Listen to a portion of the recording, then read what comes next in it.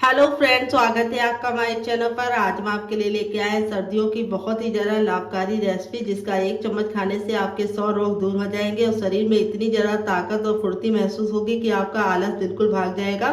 तो फ्रेंड्स, सर्दियाँ आते ही हमारे शरीर में जो रोग होते हैं वो बढ़ने लगते हैं। सर्दी, जुकाम, खांसी, गले में दर्द तो कॉमन ही होता है, लेकिन जिन लोगों को पुरानी हड्डियों का दर्द होता है वो तो बिल्कुल सर्दी में उभर आता है। तो आज हम आपके लिए बहुत ही ज़्यादा लाभकारी रेसिपी लेके आए हैं, जिसमें हम आपको बहुत ही मज़ेदार टिप एंड ट्रिक देंगे, जिससे ये रेसिपी पूरे 1 महीने तक आप स्टोर कर पाएंगे।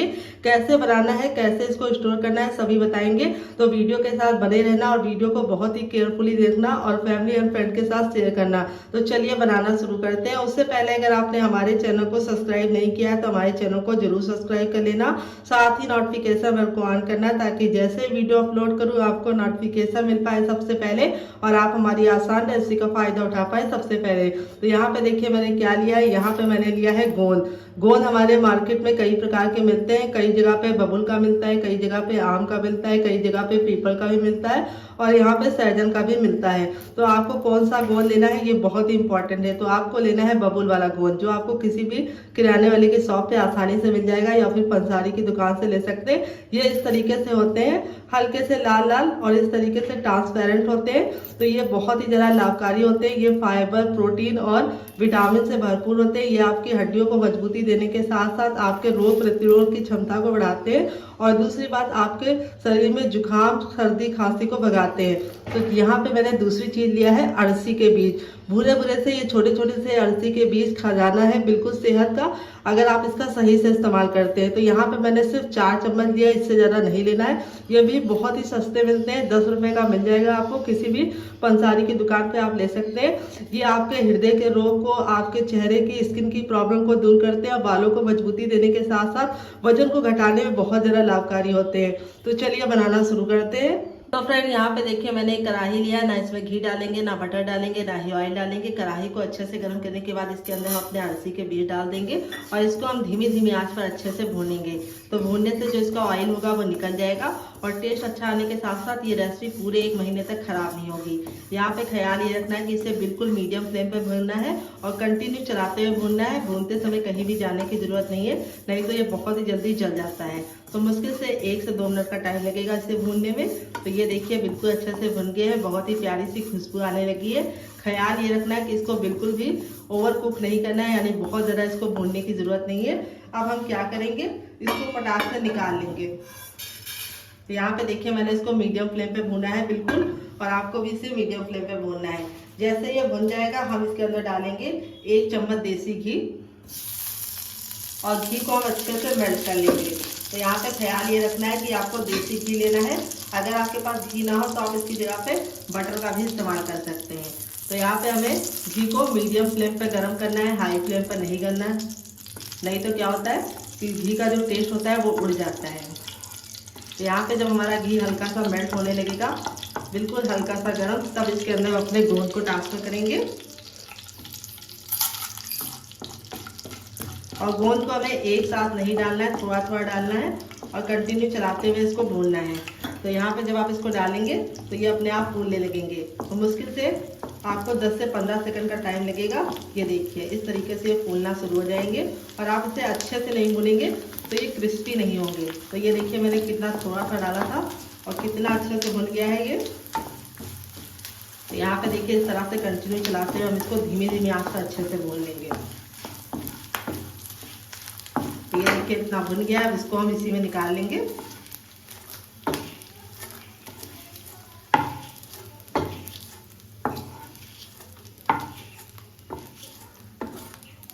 और हमें इसको बिल्कुल भी लाल नहीं करना है। तो ये देखिए जब हमारा गोंद अच्छे से भुन जाता है तो हम इसको इस तरीके से तोड़ते हैं। तो ये देखिए बिल्कुल अच्छे से ये टूटता है। तो अभी ये गर्म है, जैसे जैसे ठंडा होता जाएगा हार्ड होता जाएगा। अब हम अपना बचा हुआ भी गोंद डाल देंगे। तो गोंद हमारा वेट ने मुश्किल से 40 ग्राम था, बस इससे ज़्यादा आपको नहीं लेना है। तो इसको भी हम अच्छे से भून लेंगे। तो यहाँ पे हमने बहुत ज़्यादा घी का इस्तेमाल नहीं किया है गोंद को भूनने में। अगर आप बहुत ज़्यादा घी डालेंगे तो फिर वो हेल्दी नहीं बनेगा।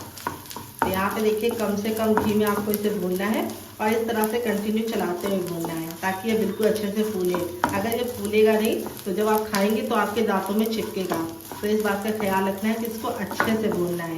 तो जल्दबाजी के साथ काम नहीं करना है, थोड़ा सा आपको सब्र रखना है और कंटिन्यू चलाते हुए इसे भूनना है। ये देखिए कितने अच्छे से भून गया है, बहुत ही अच्छा सा हमारा गोंद तैयार हो गया। इसको भी हम निकाल लेंगे। अब ये जो हमारा बचा हुआ घी है इसके अंदर हम क्या डालेंगे, आइए आपको बताते हैं। पहले हम इसको निकाल लेते हैं। तो यहाँ पे हमें कढ़ाई में घी डालने की बिल्कुल भी ज़रूरत नहीं है। जो हमारा घी बचा हुआ है उसी में हम डाल देंगे गेहूं का आटा, जो आपको हर किचन में आसानी से मिल जाता है। तो यहाँ पे मैंने छान के लिया है और आपको भी छान के लेना है। वेट नहीं है, मुश्किल से हमारा 250 ग्राम है।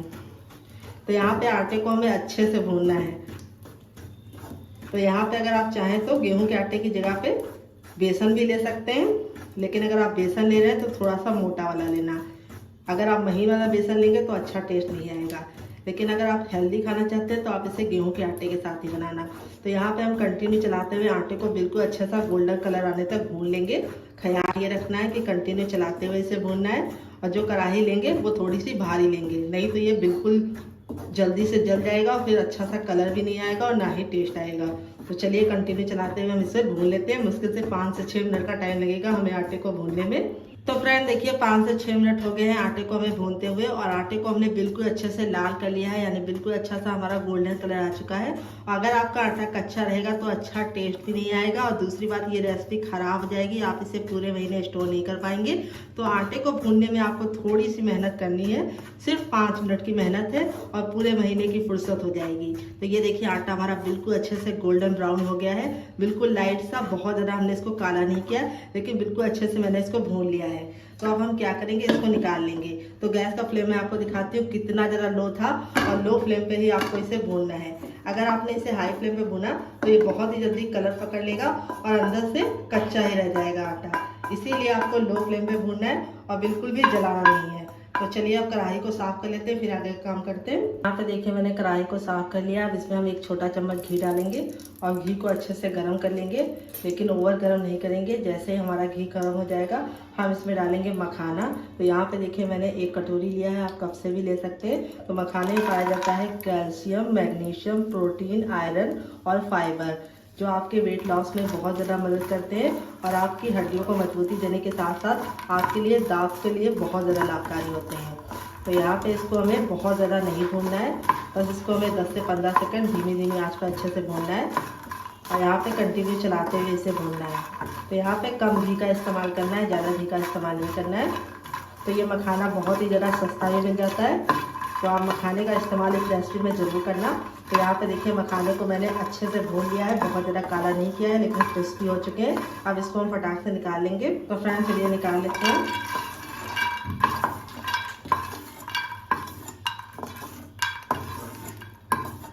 तो यहाँ पे देखिए निकाल लिया है हमने मखाने को। अब हम वापस से इसमें थोड़ा सा घी डालेंगे, सिर्फ ½ टीस्पून डालेंगे हम,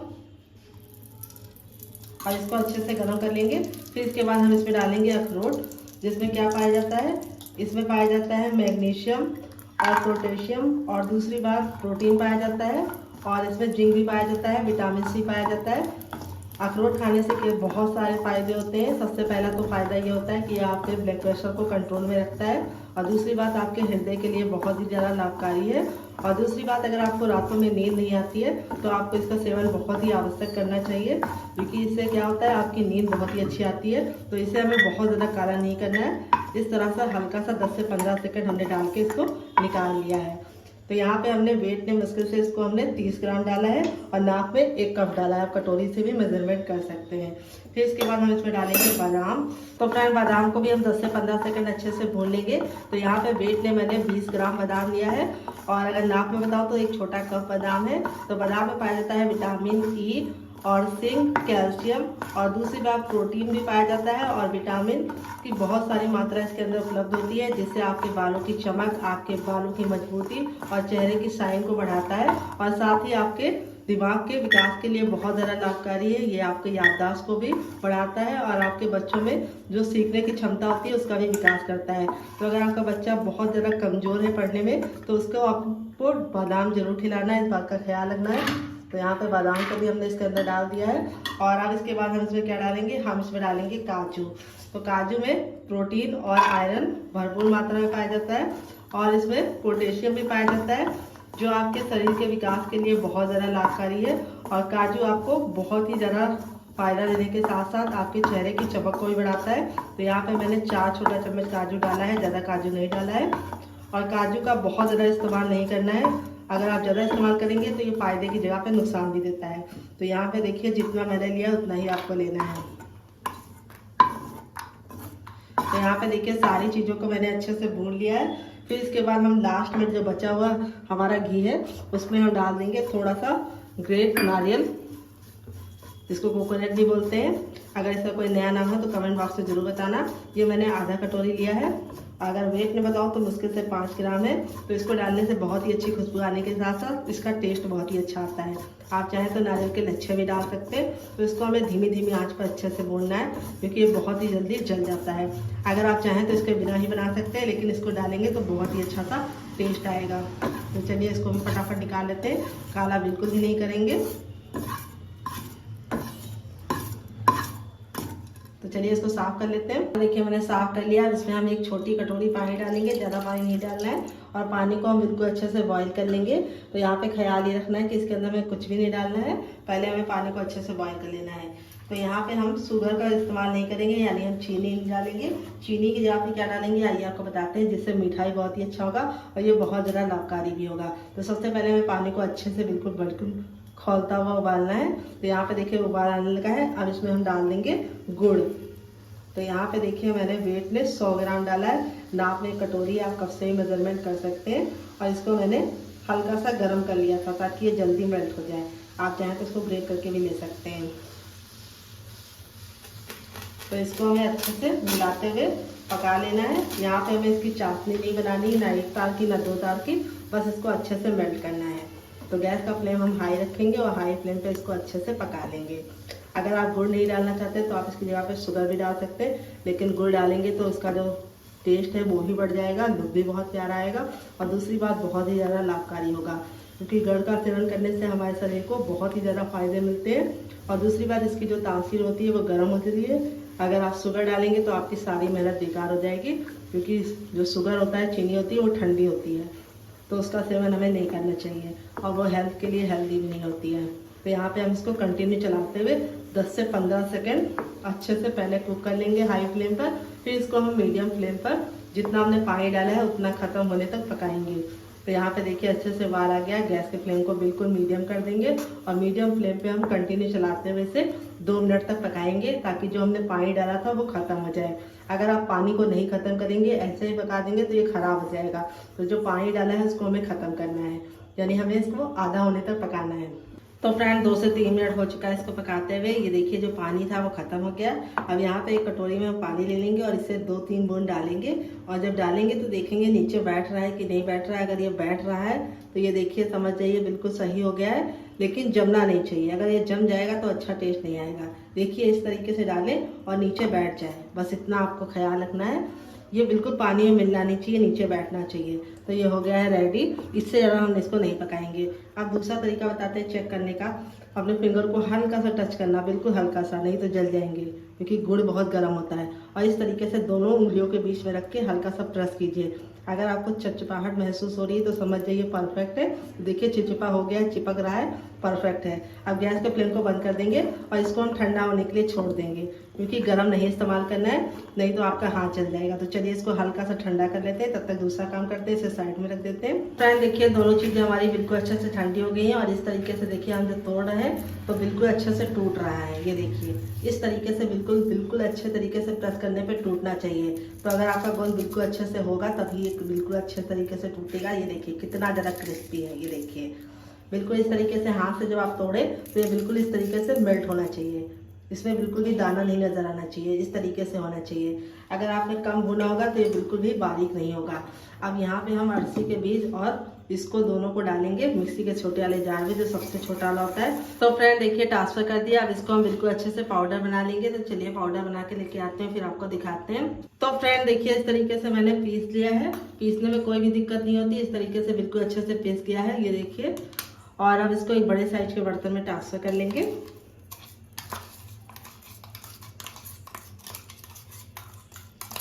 सारा का सारा बिल्कुल भी बचाएंगे नहीं। और ये देखिए इस तरीके से बिल्कुल बारीक हो जाता है। हल्का सा ये चिपक जाता है क्योंकि गोंद में हल्का सा इस तरीके से बनावपन होता है, यानी जुड़ावपन होता है, गोंद बांधने का काम करता है, तो इसलिए थोड़ा सा ये बन जाता है। और अब इसके बाद हमारे ये जो ड्राई फ्रूट थे देखिए बिल्कुल अच्छे से ठंडे हो गए। तो यहाँ पे हम पूरे तो एक साथ नहीं डालेंगे क्योंकि हमारा मिक्सी का जार छोटा वाला है और आपको भी छोटे वाले में पीसना है क्योंकि इसमें बिल्कुल आसानी से पिस जाता है, बड़े वाले में पिसता नहीं है। अब इसको कवर कर लेंगे और इसको भी हम हल्का सा दरदरा पीसेंगे। इसको हमने फाइन पीसा था लेकिन इसको हम हल्का सा दरदरा रखेंगे। 1 से 2 बार मिक्सी को चलाकर रोक देंगे। तो चलिए इसको पीस के लेके आते हैं, फिर आपको दिखाते हैं। तो फ्रेंड देखिए इसको पीस लिया है और इस तरीके से देखिए हल्का सा इसको दरदरा रखा है। इसको आप दरदरा रखेंगे तो बहुत ही अच्छा लुक भी आएगा और टेस्ट भी आएगा। अब इसको भी हम इसके अंदर ही ट्रांसफर कर लेंगे।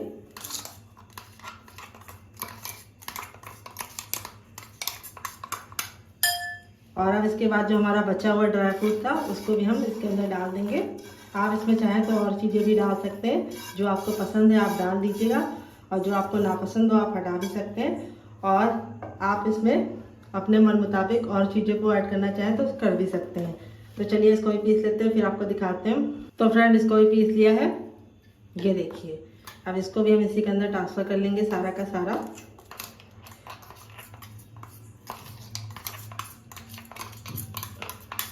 बिल्कुल ही बचाएंगे नहीं, बस आपको ख्याल ये रखना है कि जो जार इस्तेमाल कर रहे हैं बिल्कुल अच्छे से सुखा कर ही लेना। अगर गीला होगा तो ये ख़राब हो जाएगा, इसीलिए आपको इसको सुखा कर लेना है। नहीं तो आप इसको थोड़ा सा जार को धुलने के बाद धूप में रख देंगे 10 से 15 सेकंड, तब ये सूख जाएगा। आप दोनों चीज़ों को हम अच्छे से मिला लेंगे पहले। ये देखिए अब यहाँ पे हम अपना आटा चेक कर लेते हैं। तो यहाँ पे आटे को बिल्कुल अच्छे से ठंडे करके ही लेना है। और आटे को मैं आपको दिखा देती हूँ। देखिए नॉर्मल आटा ऐसा होता है और भूनने के बाद इस तरीके से आपका आटा होना चाहिए। बिल्कुल अच्छे से आप भूनेंगे तभी अच्छा टेस्ट भी आएगा और खाने में मज़ा भी आने के साथ साथ ये ख़राब भी नहीं होगा। अब इसके अंदर अपना आटा भी ट्रांसफ़र कर देंगे सारा का सारा। अब इसको हम वापस से मिक्स करेंगे।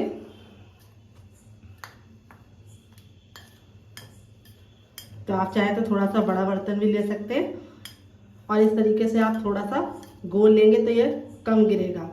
और यहाँ पे ये देखिए जो हमारा गुड़ वाला था ये बिल्कुल अच्छे से ठंडा हो गया है, इतना कि हम इसे छू पा रहे हैं। ये देखिए हल्का सा गुनगुना है। तो यहाँ पे हम क्या करेंगे, एक साथ नहीं ऐड करेंगे, थोड़ा सा डालेंगे और इसको मिक्स करेंगे।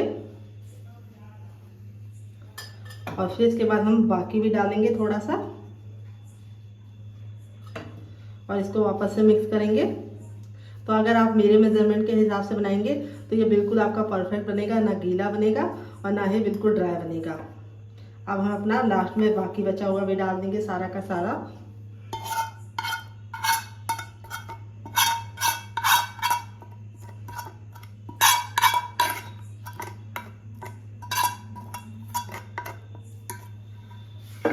और अब इसको मिक्स करेंगे।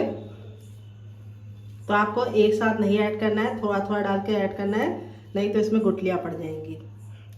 तो अब हमारा ये हल्का सा गुनगुना है तो अब हम हाथ से मिक्स करेंगे। चम्मच को हम साइड में रख देंगे और यहाँ पे हम हाथों से इसको बिल्कुल अच्छे से मिला लेंगे। तो हाथों से क्या होगा कि ये बिल्कुल परफेक्ट तरीके से मिल जाएगा। तो अभी आपको लग रहा होगा कि ये हल्का सा कम ड्राई है, लेकिन जैसे जैसे ये गुड़ ठंडा होता जाएगा ये अपने आप थोड़ा सा और टाइट हो जाएगा। इसीलिए आपको इसको बहुत ज़्यादा टाइट शुरुआत में नहीं रखना है। ये देखिए बिल्कुल अच्छे से मिला लिया है, कितना बढ़िया तरीके से मिल गया है। आप अपने हाथों को वॉश करने के बाद इसको हम शेप देंगे। तो आप चाहें तो इसको ऐसे ही 1 चम्मच खा सकते हैं दूध के साथ। तो फ्रेंड देखिए हाथों को अच्छे से वॉश करने के बाद बिल्कुल अच्छे से ड्राई कर लिया है, यानी पोंछ लिया है, सूखा हाथ लेना है। अब यहाँ पे अपने हाथों पे थोड़ा सा घी अप्लाई कर देंगे और यहाँ पे आपको एक बराबर बनाने हैं। तो आप इस तरीके से इस तरह से कोई भी बर्तन ले लीजिए, कड़छी ले लीजिए छोटी सी और उसके अंदर इसको डालिए इस तरीके से। तो आप इस तरीके से इसको बना पाएंगे बिल्कुल परफेक्ट साइज का। तो यहाँ पे अगर आप इसको ऐसे ही खाना चाहते हैं तो आपको 1 चम्मच दूध के साथ खाना है। अगर आपका बच्चा बहुत ज़्यादा छोटा है तो आप इसको आधा चम्मच देना। और जिन लोगों को हड्डियों की बहुत ज़्यादा प्रॉब्लम है वो इस तरीके से इसको लड्डू बना के स्टोर कर सकते हैं और उनको 1 लड्डू दिन भर में खाना है, एक टाइम खाना है, चाहे आप रात में खाइए या फिर मॉर्निंग में खाइए, दिन में खाने से बचिए। तो यहाँ पे आप इसको दूध के साथ लेंगे तो आपको काफ़ी ज़्यादा फायदा मिलेगा। और ये देखिए कितना बढ़िया तरीके से बन गया है। ये देखिए इस तरीके से डाल के हल्का सा प्रेस कर लेना है और इस तरह से एकदम बिल्कुल परफेक्ट बनेगा और बिल्कुल हल्के हल्के हाथों से इसको बांधना है। तो चलिए फटाफट बांध लेते हैं। आप इसे कैसे खाएंगे कमेंट बॉक्स में जरूर बताना। आप इस तरीके से इसको डिब्बे में भर के रख सकते हैं और चम्मच से एंजॉय कर सकते हैं, या फिर इस तरीके से लड्डू बना के स्टोर कर सकते हैं, या फिर बर्फी बना के भी स्टोर कर सकते हैं। कोई भी शेप दीजिए, लेकिन टेस्ट सबका सेम होगा और बहुत ही ज़्यादा लाभकारी है। ये आपके शरीर को मजबूती देने के साथ साथ आपके बालों के लिए, आपकी आंखों की रोशनी के लिए बहुत ज़्यादा लाभकारी है। और इसको खाने से आपके शरीर में जो रोग प्रतिरोध क्षमता होती है उसका विकास हो जाता है। जब आपके शरीर में रोग से लड़ने की क्षमता एक्टिव रहेगी तो आपको जुकाम, बुखार, खांसी जैसी छोटी मोटी बीमारियां जल्दी से नहीं पकड़ेंगी और आपका बच्चा भी हेल्दी रहेगा।